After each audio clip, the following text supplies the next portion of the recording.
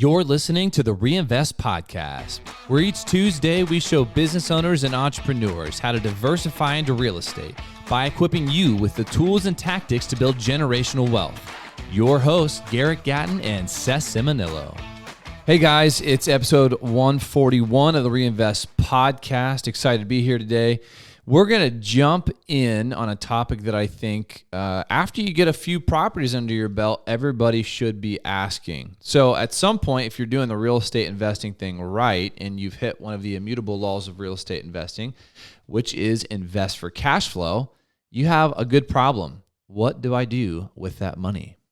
Well, and I think it's probably not just for new investors, but I think every investor so often steps back and looks at their portfolio and is like, where do I need to go next? You know, what kind of strategy am I going to implement? And there's a few things that we wanted to talk on specifically of where do you go when you get this cash flow? Are you using this cash flow for living expenses? Are you using this cash flow for your business?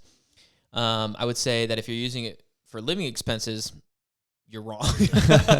You're obviously not trying to grow at least your investment portfolio. At least in the early stages. Yeah. Let's make the assumption that somebody is early on in their career. They've got a good foundation of properties. They're getting money coming in the door, net after expenses, and they're in growth mode, right? I really think there's probably maybe a variation of three things that you can do. And I'm going to outline all three of these, and then we'll take some time walking through each one and talking about the pros and cons of it, and then some questions you can ask yourself to make sense of, is that the right thing for you? So number one is pretty obvious, and that's paying down debt.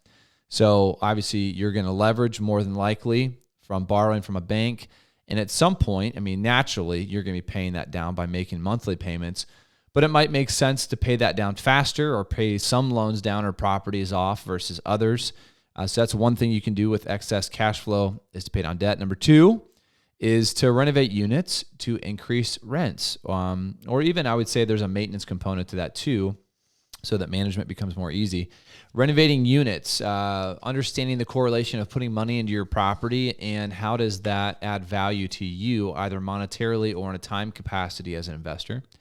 And number three, which is funding new acquisitions, which is probably the funnest, admittedly, use of cash to buy new properties, and that's kind of the itch and the drive that all of us have, is to grow that.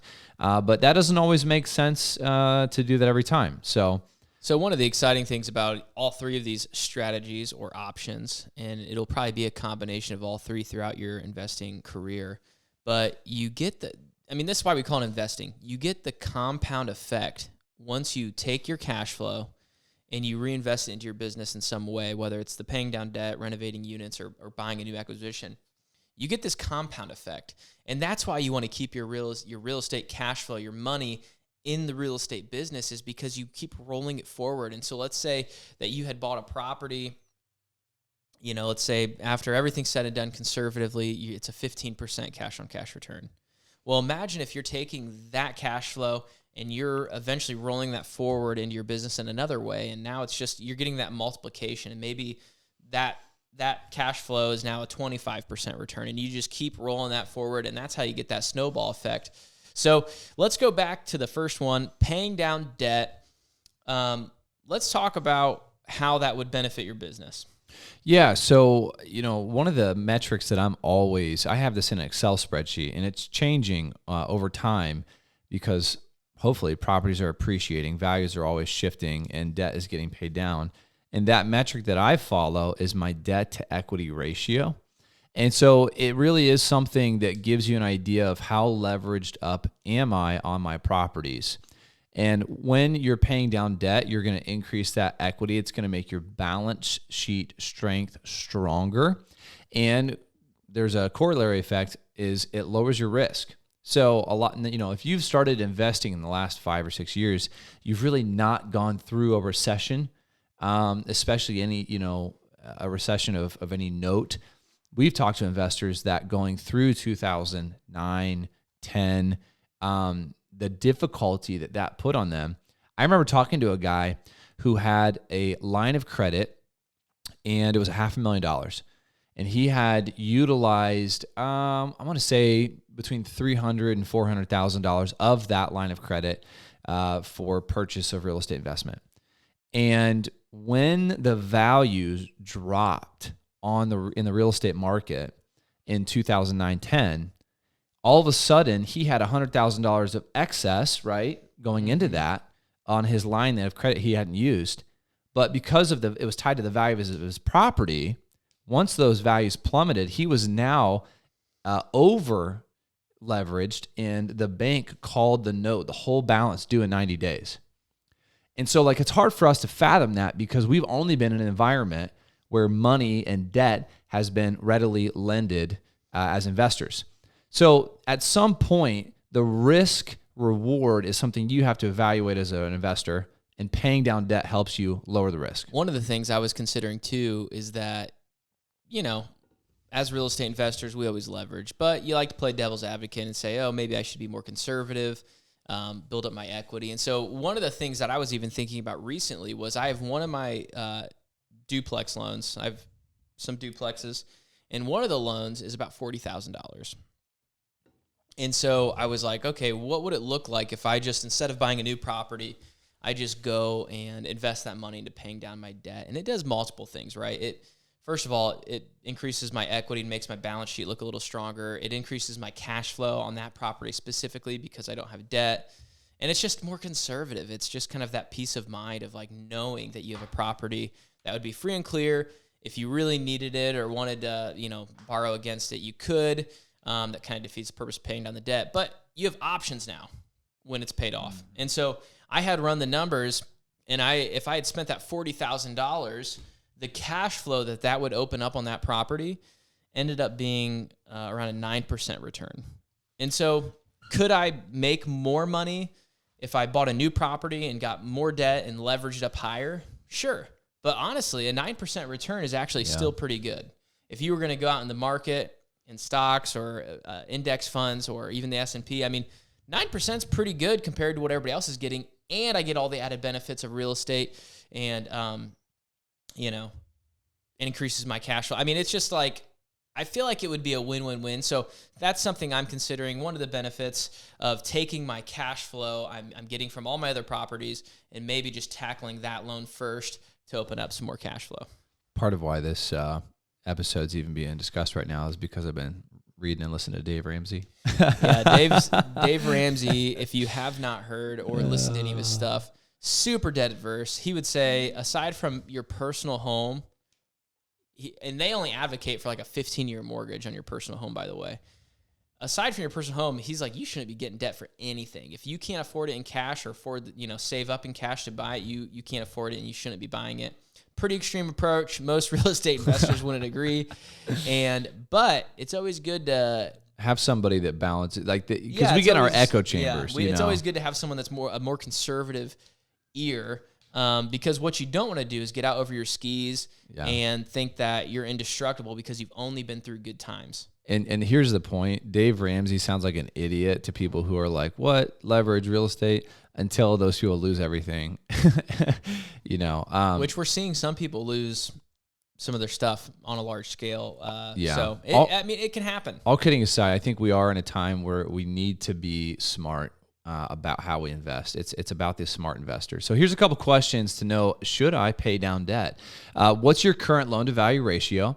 One of our an investor that I really respect, his metric is to stay at a 50% loan to value. So when you put 25% down to buy a property, without creating any equity, you have 75% that you've borrowed from the bank, 25% equity.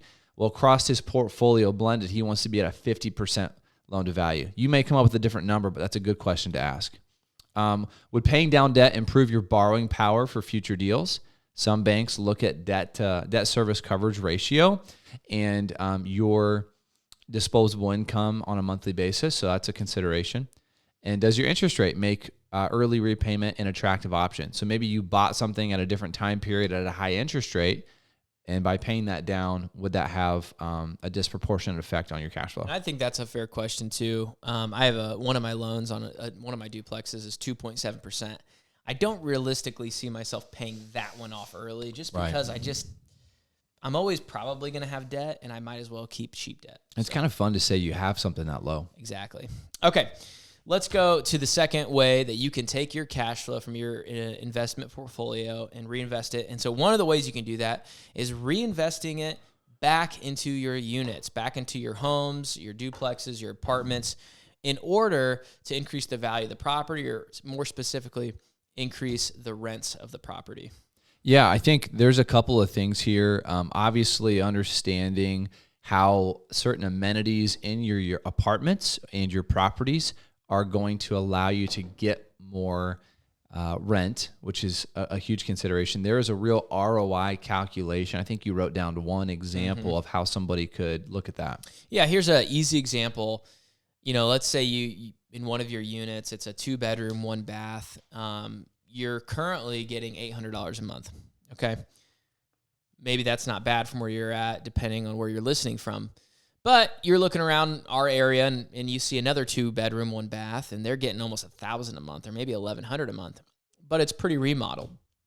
And so what if you could take $10,000 and maybe you just put a brand new kitchen in it because the bathroom's not that bad, the walls are still pretty good, the flooring's not too dated, but you're going to put a brand new kitchen in it and it's going to be comparable. Well, if that $10,000 kitchen is going to create about an additional $100 a month of rent, which maybe in this scenario, it ended up creating $200 more a month in rent with having a brand new kitchen. But let's just say it's $100 conservatively. Well, that's $1,200 a year. You spent $10,000 on it. That's a 12% return. So sure, you could always say, hey, I could take that $10,000, put it, maybe towards a down payment and buy another property with $20,000, $30,000, or $40,000 and get a higher return. Sure, you can. But this is kind of a twofold thing. One, you're increasing your cash flow and you're still getting a good return on that money. Mm-hmm. But two, you're also improving a current property, so your property value is probably going to go up a little bit. So there's kind of a hidden return that maybe you're not seeing right away. And then three, you're really combating against future maintenance issues. Yeah. And so, you're going to have less maintenance costs with a brand new kitchen than a kitchen that's 50 or 60 years old. Just how it works with anything that you improve in your property. Yep. And so those are some of the things to ask yourself when you're looking at your portfolio and saying, okay, is it time to expand, or is it time to look inward and stabilize and improve and really maximize the rents? And I think that's the more conservative way to go. And I think you can still actually get pretty good returns doing it. Yeah, that's well said. Another maybe question within that is the tenant quality. So, the higher standard that you have on your properties, it's going to be more attractive to a better tenant demographic. Getting the right tenant could be the difference of a $5,000 remodel turn on the back end of somebody not taking care of your property, or somebody literally, one time I had a tenant move out and I sent someone to come clean it for $150 and we rocked and rolled. I mean, that's about as good as you can get. Mm-hmm. So tenant quality is very important. Some questions here for you. So yeah, what's the current market rent? What's my current rent versus market rent? And what's that rent gap? And are there things I can do to my property that are going to help me close that gap? And then you can put that into a quantifiable number of what's the return on doing that improvement. How quickly could the renovation pay for itself through increased income? And then will upgrades create measurable value or just cosmetic improvements? Sometimes you have to spend money on your property. It's not going to translate to a rent increase, but it's technically a deferred maintenance item that you just haven't addressed yet, and that just needs done. So yeah.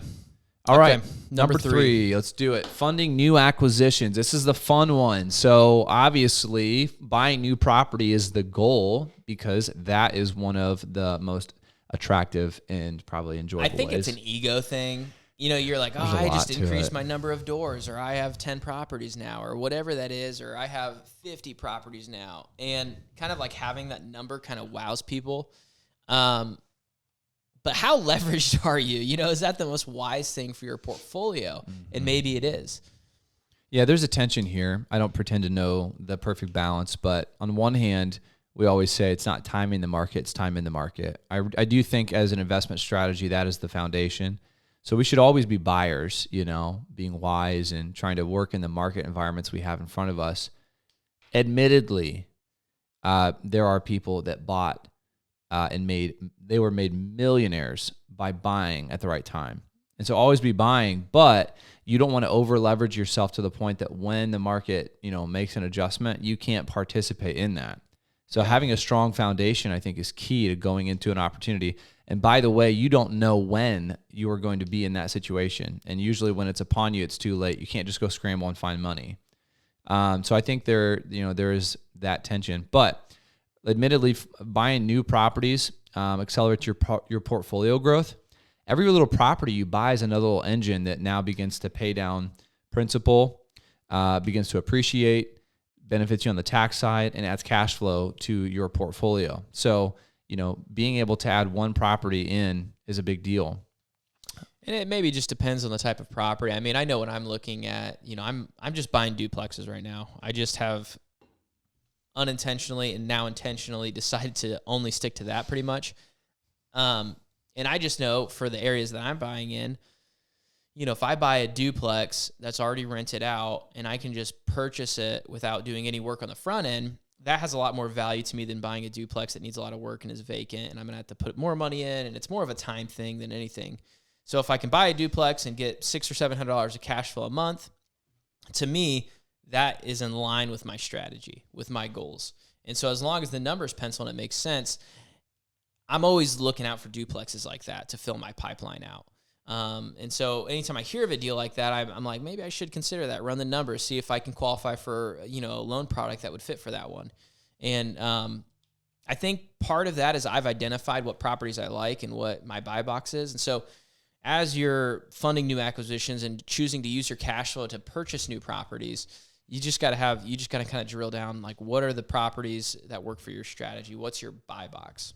Yeah, and one of the notes here is the opportunity cost of letting your cash sit idle. So obviously just being hasty and throwing money you have on the sidelines into the market to buy something is probably not in of itself a good enough motivation. I think it needs to be thoughtful and intentional, because there's properties today that you could buy and make pencil, but is that the return that you're looking for? And if you haven't defined that, then you're just kind of blindly jump in. However, on the other side, you want to deploy that money. So like, for example, we'll have a little investment property that I'm looking at buying. And when I look at that, I'm like, okay, if I leverage this and, get a loan on it, that's a 21% return on investment. Well, where am I going to get that with the money I have on the sideline? So what am I realistically waiting for, to deploy that money into? So it's like a good, single base hit there. Questions on if you should be using your cash flow to fund new acquisitions. Are there deals in your pipeline that align with your strategy? That's what Seth was talking about. If you haven't defined what that is, then go back to step one and do that. Otherwise, you'll be chasing everything left and right, and you get so scattered and frustrated that it just will be less productive. Number two, is your current cash flow strong enough to support additional leverage? That's a really good question. That's a very good question. How would you answer that? Well, I think you just got to stress test your portfolio. Part of that's like when you're considering, how do you stress test portfolio? Okay. Yeah. So, I mean, let's say you just have 10 units, at what point of vacancy is your cash flow able to support like your debt payments? So like, you have 10 units. If you have 3 or 4 units that come up vacant for whatever reason, maybe it's something macroeconomically, something's happened and people are losing jobs. 4 of your 10 units come vacant.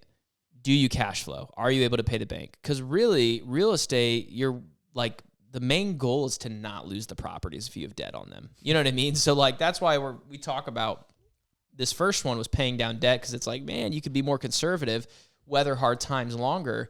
And so when I say stress test your portfolio, if you buy this portfolio leveraged and you're like, but if I have 2 or 3 vacancies, I'm going to feel really tight right now. Because the cash flow for the rest of your portfolio maybe has compressed, maybe rents in your area have gone down, maybe there's you're not taking care of your properties very well, and so you just know there's some deferred maintenance items that are just going to make things feel tight. Maybe that would not be a good time to buy. Maybe you should go to option 2 and you should renovate units to increase rents first before you go to buy again. and increase your cash flow capacity. So I would always stress test I know for me, my rents could almost cut in half and I would still be able to make my bank payments. If your rents do cut in half, will you let me know and I'll come rent from you? Yeah, that would be really cheap rent. But that's how I'm stress testing my portfolio to say, if we came on hard times, where am I going to be at? And so like currently right now, like I have 2 of my 10 units vacant. I'm fine. Right. Like I'm not, it's okay. They could, everything's covered. I'm still cash flowing even on top and above and beyond that. Yeah. The biggest pain point is just the frustration of not having the money coming in. It's not jeopardizing your ability to. If 3 more units go vacant, then it's like, we're stressed a little pretty bit. much just breaking even every month. So it's definitely something good to know for yourself. Yeah. Let me tie a bow on all of this and bring it into kind of today's market environment.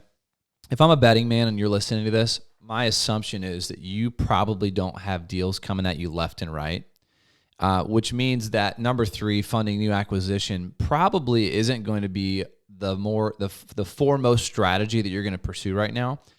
It might be, and that's fine. Use the questions that we gave you to filter that. But that really is going to bring into view then the idea of paying down debt, using money, cash to increase the quality of the property. And then 3 would be just to bankroll cash, so that when you're setting yourself up for the buying opportunity. So hopefully this was helpful. I think this is a really relevant topic right now for people who are like buying lots of deals and now find themselves sitting on their hands a little bit, focusing on operations, refining things a little bit, getting better tenants, investing in some of those deferred projects on your properties that should have been done that weren't when you were buying new properties. So this is still a really purposeful time.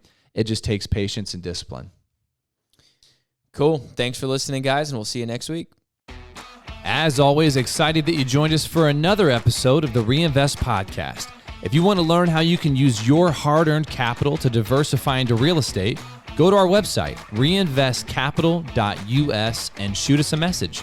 Move farther, reach higher, and grow deeper.